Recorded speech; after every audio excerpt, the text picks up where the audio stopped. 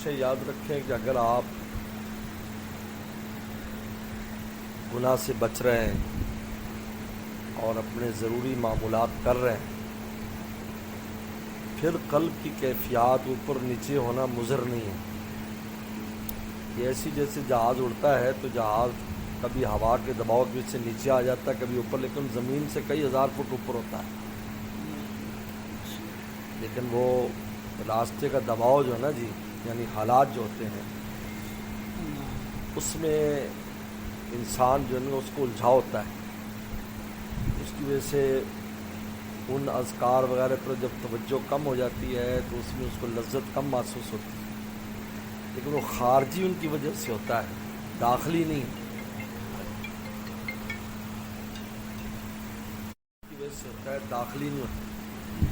میرے مرشد سے میں نے بھی یہ سوال کیا تھا کہ کبھی بہت رفیع حالات ہوتے ہیں کہ انسان ایسا لگتا ہے زمین پر ہے ہی نہیں،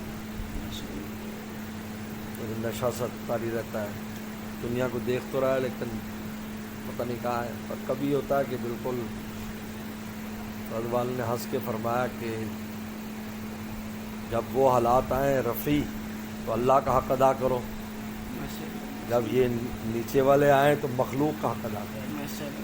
ہنسو بولو، چلو بھائی کھاؤ پیو، سیر کراؤ بیگم کو، بچوں کو، صحیح حالات۔ اور جب وہ حالات ہوں تو تلاوت، ذکر، اذکار، رجوع اللہ، اس میں لگ جاؤ۔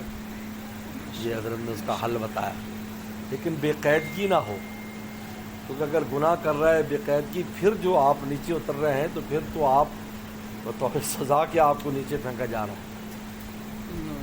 جیسے جہاز کو کوئی فائر مار دے اور وہ نیچے گرے گا یا اور گرنا ہے، اور ایک ویسے نیچے اوپر ہونا وہ اور ہے،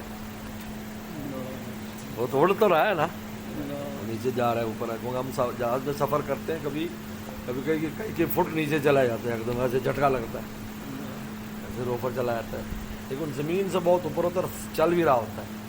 لیکن اگر اس کو کوئی فائر مار دے، وہ اب جو نیچے گرے گا وہ اور ہے، وہ تو تباہ ہو چکا ہے، اس کا انجام تباہی ہے۔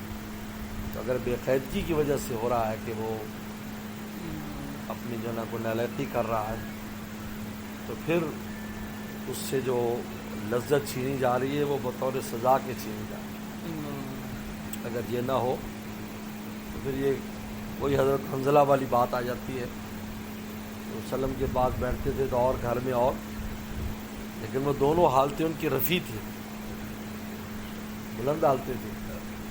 تو آپ نے فرمایا اگر یہی کیفیت رہے جو میرے پاس ہے تو فرشتے تم سے تمہارے بستروں پر مسافے کریں، لیکن تل کا بتل کا، کبھی یہ پیش آتی کبھی یہ پیش آتی۔